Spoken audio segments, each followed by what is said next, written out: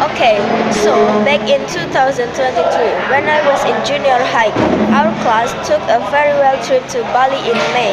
It was totally unforgettable because after 3 years of junior high, we end with an epic trip with our friends. At that time, I shared a hotel room with three of my friends, and that night was one to remember.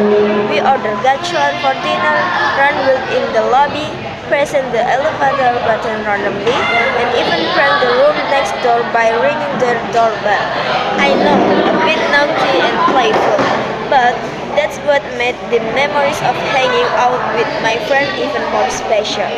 Unforgettable incident was when my friend and me, accompanied by my teacher, went to go to Kuta Beach at night.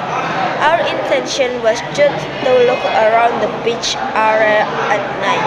Unexpectedly, when we were in a narrow alley leading to the beach, there was a stray dog. One of my friends was very afraid of dogs. Don't run, just walk slowly. My teacher said so that the dog wouldn't become aggressive. But the dog walked slowly towards my friend, and she ran away, leaving all of us behind. When she ran, she tripped over a speed bump and ended up falling, which made all my friends laugh. The dog didn't catch her. It was friendly, but my friend was just too scared of dogs. Too bad I didn't have a boyfriend back then, so I could experience love on the beach of Bali. But honestly, I was happy to be with my friends.